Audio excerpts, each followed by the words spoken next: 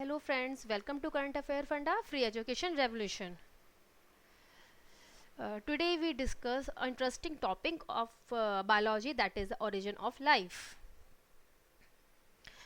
Before starting the origin and evolution of life, जो कि एक काफ़ी interesting and still very amazing question है कि लाइफ की शुरुआत पृथ्वी पर कैसे हुई, उससे पहले अर्थ की शुरुआत कैसे हुई. Because first our solar system सबसे पहले आया, देन अर्थ का ओरिजिन हुआ एंड देन जो लाइफ का ओरिजिन है वो अर्थ पर हुआ. So before going to this topic that is the evolution and origin of life, सबसे पहले हम देखते हैं कि अर्थ की शुरुआत कैसे हुई. That is the origin of earth.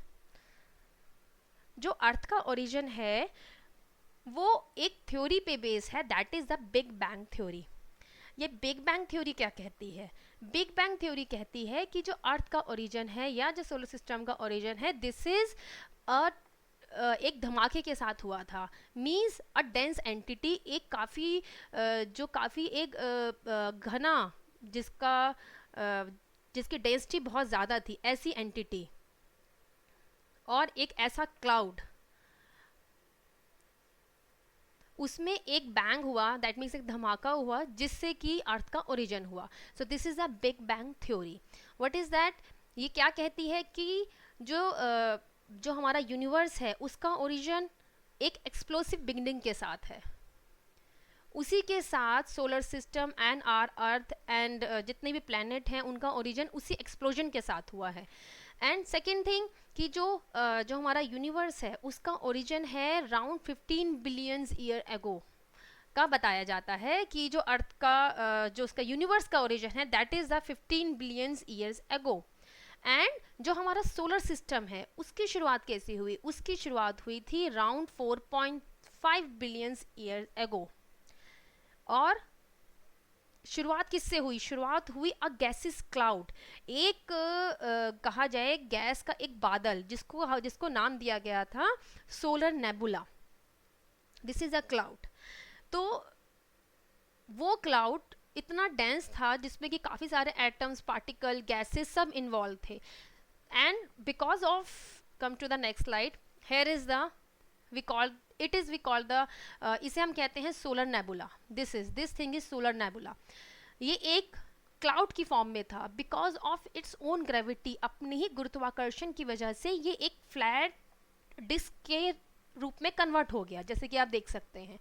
And धीरे धीरे करके इसमें जो एटम्स और पार्टिकल और जो गैसेस थी वो आपस में उन्होंने क्लम्स बनाने शुरू करे. This formation, this is the clumps.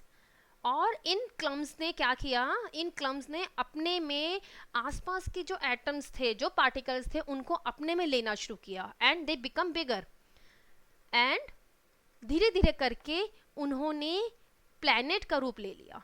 और जो इसका बीच का पोर्शन है, जैसे कि आप देख सकते हैं, दिस पोर्शन जो सोलर नेबुला का बीच का पोर्शन है, इसका टेम्परेचर बहुत ज़्यादा हाई हो गया. एंड उसने किसका रूप ले लिया? उसने रूप ले लिया एक स्टार का, दैट इज सन. और इसके चारों तरफ के जो क्लम्स थे, जो बाद में बड़े होते जा रहे थे और अपने आसपास के पार्टिकल्स को अपने अंदर ले रहे थे, दे form the planet. So this is the planetary system और सोलर सिस्टम जिसकी हम बात कर रहे हैं. दैट इज, बीच में सन है और ये सारे प्लैनेट्स का फॉर्मेशन हुआ. उसी में अर्थ, दिस इज आवर प्लैनेट. अर्थ का जब अर्थ का फॉर्मेशन हुआ, it is in the form of solid sphere. Solid sphere की तरह था. उसका जो सॉलिड पोर्शन था उसको नाम दिया गया lithosphere. That is the solid portion. और जो इसका गैसेस पार्ट था, गैसेस पोर्शन था, उसको नाम दिया गया atmosphere. Hydrosphere, that means the water body on the earth, ये तब अपियर हुई जब अर्थ का टेम्परेचर 100 डिग्री से बिलो चला गया. क्योंकि पहले जितने भी ये प्लैनेट बने या हमारी अर्थ का फॉर्मेशन हुआ, इन सब का टेम्परेचर बहुत ज़्यादा हाई था, जो उसका तापमान था वो बहुत ज़्यादा था। तो हाइड्रोस्फीयर का अपीयरेंस और जो वाटर बॉडी थी वो तब बननी शुरू हुई जब अर्थ का temperature it goes below 100 degree. 100 degree से कम जाते ही वाटर की अपीयरेंस अर्थ पे शुरू हुई। That is the hydrosphere, sorry. So hydrosphere, atmosphere and lithosphere, earth को इन 3 पोर्शंस में डिवाइड किया गया। Then this topic is Oparin Haldane and hypothesis. First thing is that कि अगर हम ओरिजिन ऑफ लाइफ की बात करें कि जो उस टाइम पर बिल्कुल इनिशियली जब अर्थ का ओरिजिन हुआ तो लाइफ की शुरुआत कैसे हुई, this is a difficult question, because कि ना तो हमारे पास उस चीज़ का कोई रिकॉर्ड है, ना तो हम उसको प्रूव कर सकते हैं, बिकॉज वो एनवायरनमेंट में उस टाइम का जो एटमॉस्फेयर था, अर्थ का जो उस टाइम का टेम्परेचर था, उसमें हम वापस नहीं जा सकते हैं, and neither we can created this. So this is a difficult question कि किस तरीके से अर्थ का ओरिजिन हुआ, किस तरह लाइफ का ओरिजिन अर्थ पर हुआ। सो बेस्ड ऑन काफ़ी साइंटिस्ट ने इसके ऊपर वर्क किया, and that scientist that is operon and हेल्डन, इन्होंने एक hypothesis the, that is an idea, कि उन्होंने एक आइडिया दिया कि किस तरीके से लाइफ का ओरिजिन हुआ अर्थ पे। फर्स्ट थिंग दैट दिस जो उन्होंने कहा, that is the abiogenic. What is the term abiogenic? Abiogenic term है कि जो लाइफ का ओरिजिन है it is from the inorganic matter से हुआ है। जो लाइफ का ओरिजिन है, life originate from non-living things, we can say non-living things से लाइफ का ओरिजिन हुआ है। This is the abiogenesis. So उनका जो हाइपोथेसिस था वो इस पर बेस्ड था। What is that? he put forward the concept that first living thing evolved from a non-living thing, that is the abiogenesis. Abiogenesis. इन्होंने एक बुक भी लिखी थी, दैट इज ओपेरन।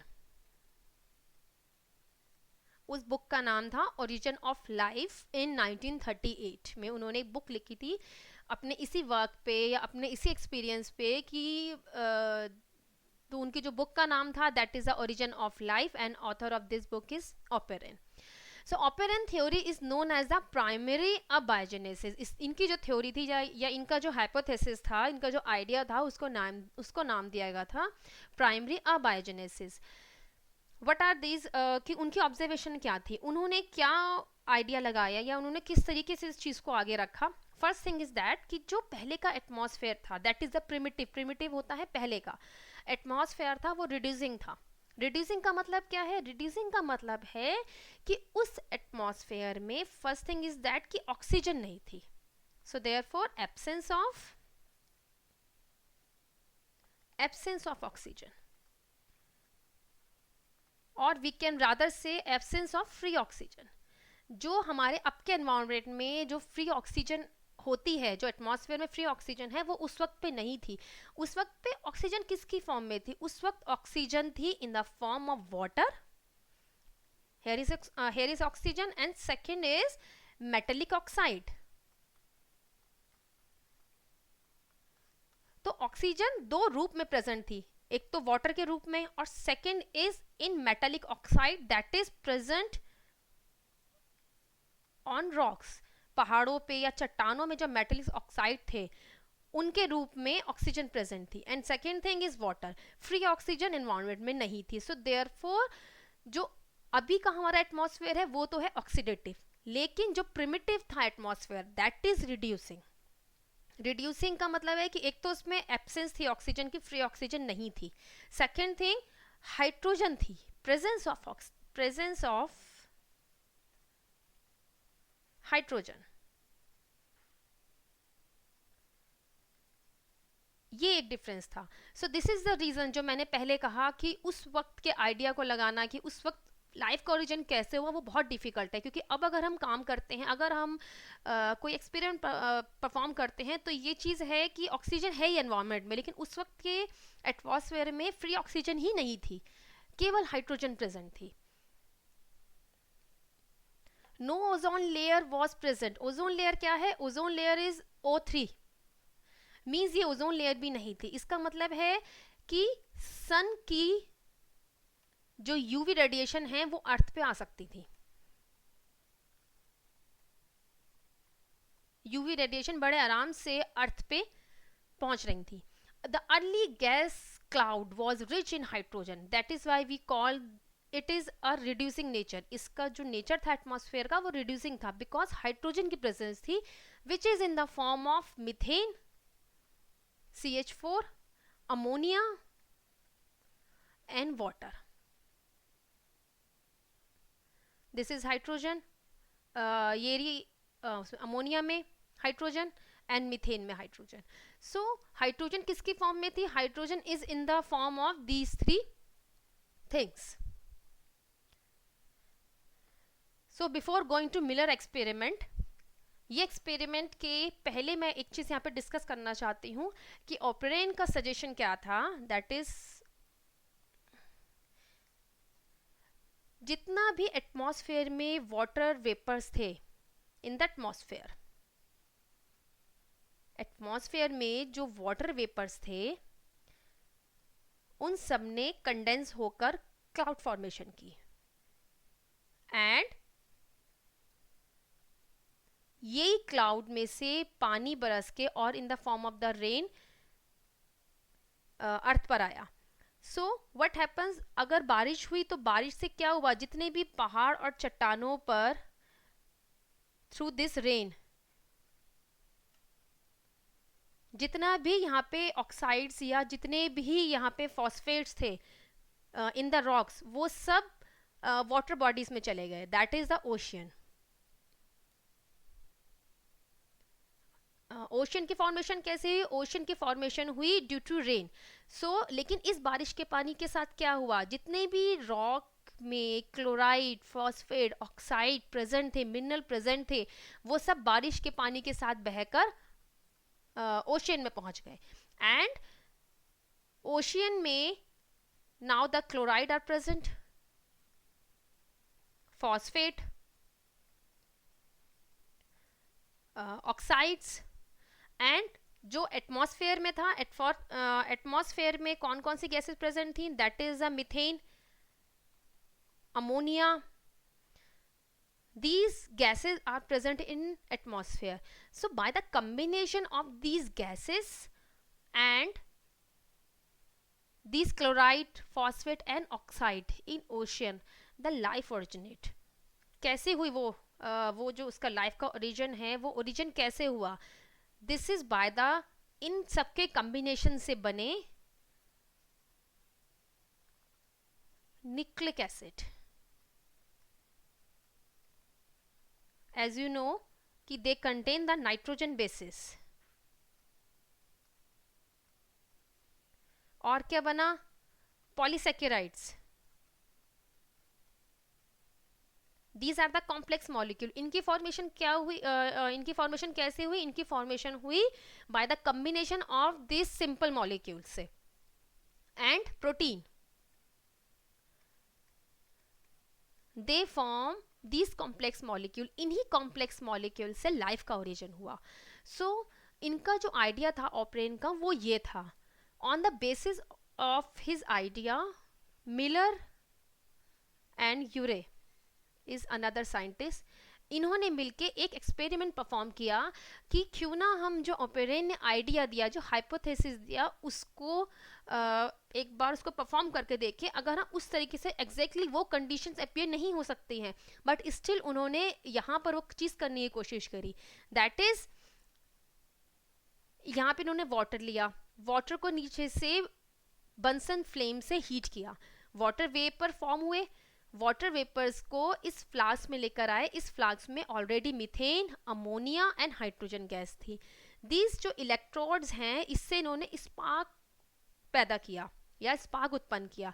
वो स्पार्क किसको कर रहा था रिसेंबल, ये स्पार्क रिसेंबल कर रहा था लाइटनिंग को,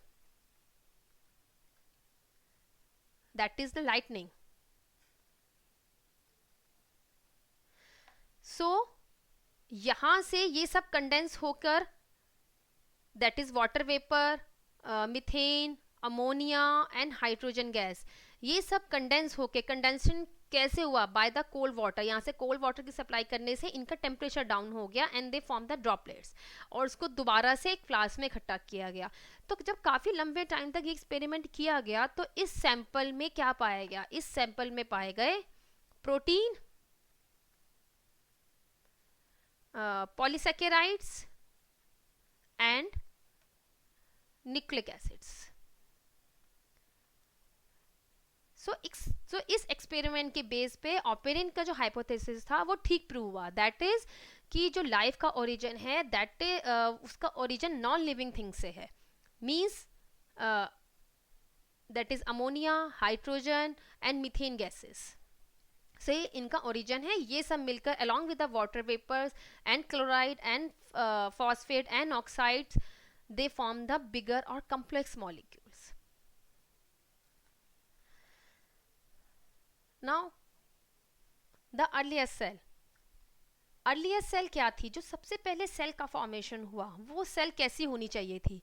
फर्स्ट थिंग इज दैट कि वो जो सेल है वो एनारोब्स होनी चाहिए थी, बिकॉज एनारोब्स होता है जिनको ऑक्सीजन की नीड नहीं होती है, that means no need of oxygen. उस वक्त के एटमॉस्फेयर में ऑक्सीजन नहीं थी, सो देयरफॉर जो अब इस वक्त हम लोगों की नीड है, that is we need oxygen for respiration, वो चीज़ उस वक्त की सेल में नहीं थी. उस वक्त रेस्पिरेशन का कोई फंडा नहीं था, बिकॉज उस वक्त एटमॉस्फेयर में ऑक्सीजन ही नहीं थी. सो देयरफॉर दीज जो सेल जनरेट हुई थी, these are anaerobes. Second thing, these are heterotrophs. Heterotrophs क्या था? उनको अपने न्यूट्रिशन के लिए दूसरे जो कॉम्प्लेक्स मॉलिक्यूल्स थे उन पे डिपेंड होना पड़ रहा था. सो देयरफॉर जो स्टार्टिंग की सेल जनरेट हुई थी वो थी हिट्रोट्रॉप्स. लेटर ऑन जब वो सब सारा मटेरियल जितना वो कॉम्प्लेक्स मॉलिक्यूल से न्यूट्रिशन ले रहे थे वो सब स्टॉप, जब वो बिल्कुल ख़त्म हो गए कॉम्प्लेक्स मॉलिक्यूल्स और बिगर मॉलिक्यूल्स, देन उन्होंने अपना न्यूट्रिशन लेने के लिए दूसरा तरीका अपनाया, दैट इज़ द, उसे हम कहते हैं ऑटोट्रॉप्स. सो जो ऑटोट्रॉप्स हैं, ऑटोट्रॉप्स का जनरेशन बाद में हुआ. पहले जो सेल्स बनी थी वो हिट्रोट्रॉप्स थी, वो अपने न्यूट्रिशंस के लिए कॉम्प्लेक्स मॉलिक्यूल और बिगर मॉलिक्यूल्स पर डिपेंड थी. बाद में उन्होंने जो उनका मोड ऑफ न्यूट्रिशन था वो हो गया ऑटोट्रॉप, दैट मीन्स उन्होंने बाद में अपना खाना खुद बनाना शुरू किया. Because of the generation of autotrophs, that is the example हम कह सकते हैं प्लांट्स, उसकी वजह से एटमॉस्फेयर में ऑक्सीजन आई by the process of photosynthesis. So धीरे धीरे करके जब हेट्रोट्रॉप से वो ऑटोट्रॉप में कन्वर्ट हुए, autotroph means generation of food and which is by the process of photosynthesis. उस फोटोसिंथेसिस प्रोसेस की वजह से ही एटमॉस्फेयर में ऑक्सीजन का आना शुरू हुआ. सो प्रीवियसली जो एटमॉस्फेयर रिड्यूसिव था, दैट मीन्स उसके अंदर हाइड्रोजन बहुत ज़्यादा मात्रा में थी, धीरे धीरे करके उसमें ऑक्सीजन की मात्रा बढ़ने लगी, that is it becomes now oxidative. Let us come to the thing evolution. जब हम ओरिजिन की बात करते हैं, मीन्स कि अर्थ पे लाइफ का ओरिजिन कैसे हुआ, फर्स्ट थिंग इज अर्थ पे लाइफ का ओरिजिन हुआ.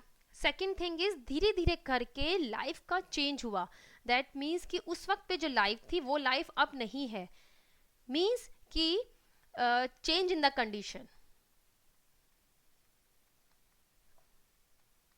चेंज इन कंडीशन, इसको हम, दैट इज द एवोल्यूशन. अगर एवोल्यूशन को हम कॉमन टर्म में कहा जाए कि एवोल्यूशन क्या है, एवोल्यूशन का मतलब है कि एक कंडीशन से दूसरे कंडीशन में चेंज होना. So this is the evolution. So जैसे कि मैंने बताया उस वक्त के जो सेल थे वो एनारोब्स थे, मीन्स उस वक्त ऑक्सीजन नहीं थी तो उनको ऑक्सीजन की नीड भी नहीं थी. उन्होंने अपना वैसे ही अपना सारा उनका मेटाबॉलिज्म प्रोसेस उसके अंदर भी होता था, उन सेल्स में भी होता था, एंड दे आर हेट्रोट्रॉप, उनका जो मोड ऑफ न्यूट्रिशन था वो हेट्रोट्रॉप था, लेटर वो ऑटोट्रॉप्स हुए। सो धीरे धीरे करके वो एक कंडीशन से दूसरी कंडीशन में चेंज हुए। दिस जो ये प्रोसेस है, इस प्रोसेस को कहा जाता है एवोल्यूशन। सो जो एवोल्यूशन के एविडेंस हैं, मीन्स कि इसके क्या क्या प्रूफ मिलते हैं कि धीरे धीरे करके हर चीज में एवोल्यूशन हुआ है, दिस इज जो उसके एविडेंस मिलते हैं वो हमें मिलते हैं एनाटॉमी से। एनाटॉमी क्या होती है कि ऑर्गेनिज्म का इंटरनल स्ट्रक्चर, दैट इज हम उसको कहा जाता है anatomy, that means the internal structure. So अब हम आगे की स्लाइड में ये डिस्कस करेंगे कि वो हमें एवोल्यूशन के प्रूफ कहाँ कहाँ मिले। First thing is this, that is homologous organs. Homologous organs क्या होते हैं? ये डिफरेंट स्पीशीज के वो ऑर्गन होते हैं जो कि कहीं ना कहीं अपने पूर्वजों से उनका लिंकअप है, लेकिन अब जो उनके फंक्शंस हैं वो डिफरेंट हैं। Means organs of different species that are related to each other, वो एक दूसरे से कहीं ना कहीं कनेक्टेड हैं, क्योंकि उनके जो पूर्वज थे, दैट इज अ डिसेंडेंट, कि जो उनके पूर्वजों में वो चीज थी, लेकिन धीरे धीरे धीरे करके उसके अंदर ऐसे चेंजेस हुए कि नाउ जो उनके फंक्शंस हैं वो ऑल टुगेदर बिल्कुल डिफरेंट है। For example we can take in this is the heart. जैसे कि हम इसका हार्ट का एग्जाम्पल लेते हैं, this is sorry heart. From fish to mammal के बीच में जो एवोल्यूशन हुआ या जो चेंजेस हुए, उसमें ये हार्ट का स्ट्रक्चर कैसे चेंज हुआ। फिश के अंदर जो हार्ट था वो 2 चैम्बर था, मतलब उसके 2 चैम्बर थे, that is auricle and ventricle. Fish के अंदर इसके हार्ट के 2 ही चैम्बर थे। फिश से जब आगे डेवलपमेंट हुआ वो बना एम्फीबियन।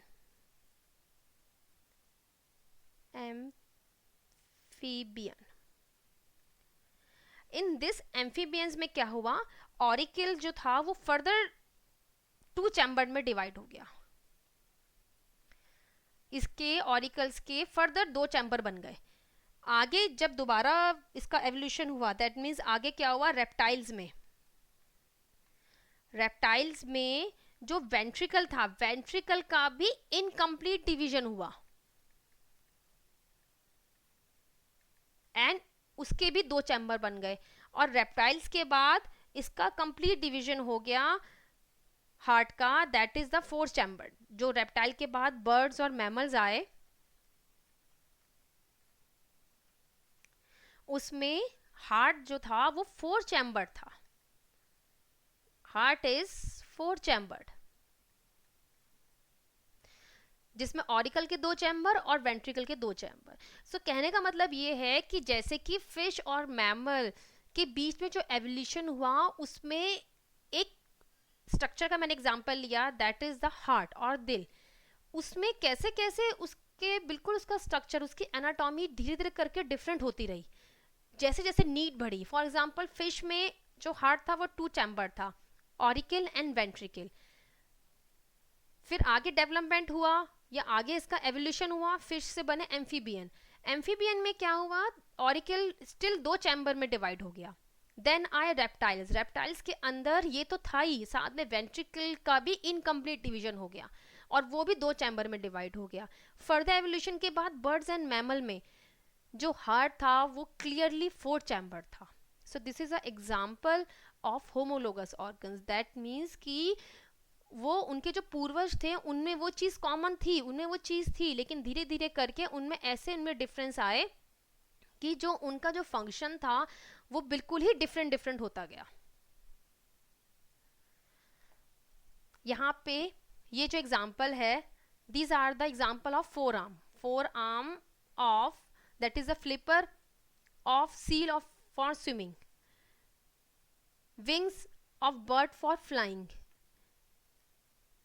दैट इज ये जो आप देख रहे हैं स्ट्रक्चर, दिस इज फॉर ये जो बैट का विंग है for flying. This is the forelimb of a horse and this is a human. इनमें जो इनकी जो एनाटॉमी है, जो उनकी स्ट्रक्चर है, वो बिल्कुल सेम है, यानी कि इनके पार्ट वही है। That is the phalanges, this is the metacarpals, carpals, that is the radius and ulna, और ये ह्यूमरस। इनके जो बॉडी पार्ट्स हैं वो आपको इन सभी में मिल जाएंगे। जो इनकी एनाटॉमी है, स्ट्रक्चर है, वो डिफरेंट है। जो उनके स्ट्रक्चर हैं वो काफ़ी हद तक, इनमें जो पार्ट्स हैं वो सभी में कॉमन है, वो हैं सबके सब, लेकिन इनका जो फंक्शन है वो डिफरेंट होता रहा।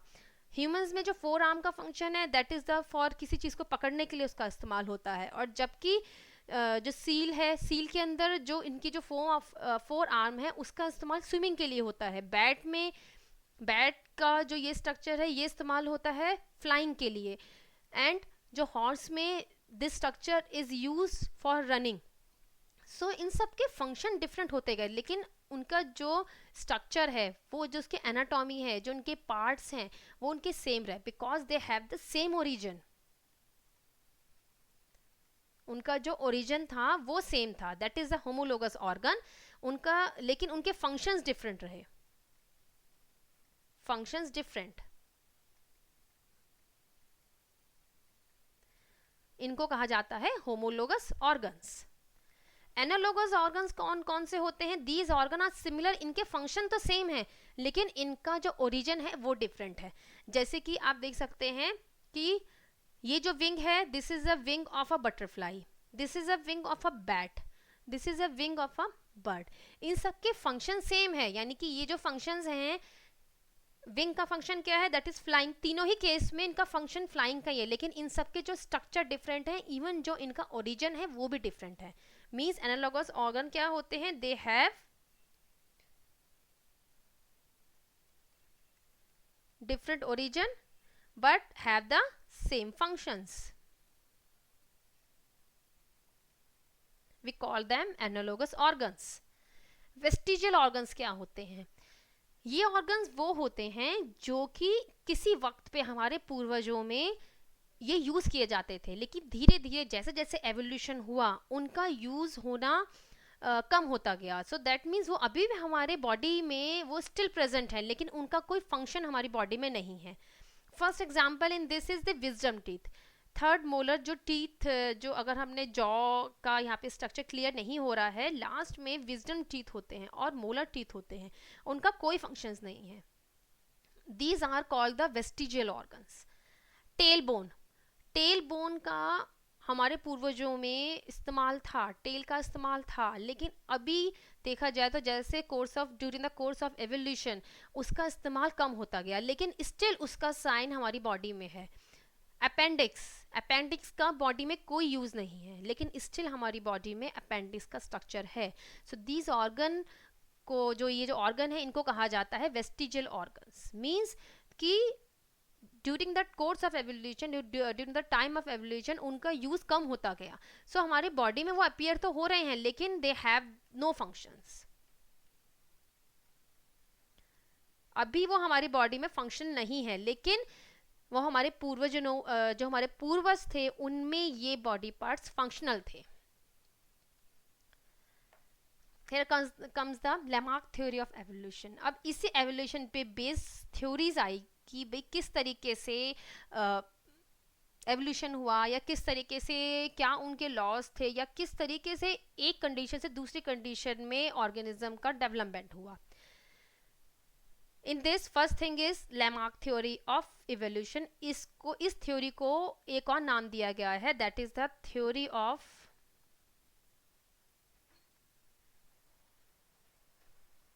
inheritance of acquired character। inheritance of acquired characters।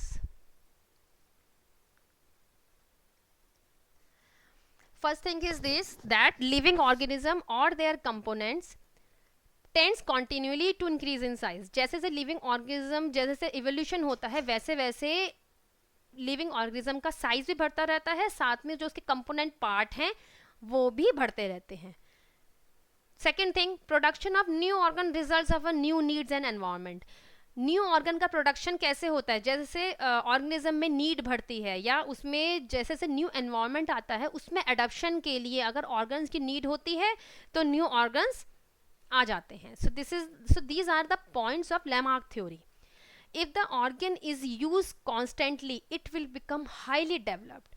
अगर कोई ऑर्गन का बहुत ज़्यादा यूज़ है तो वो ऑर्गन इतना ज़्यादा डेवलप हो जाएगा जितना और कोई ऑर्गन नहीं हो पाएगा. लेकिन अगर उसका यूज़ नहीं है, कांस्टेंट रूप में उसका यूज़ नहीं हो रहा है, तो उसका उतना डेवलपमेंट नहीं हो पाएगा. That results in degeneration.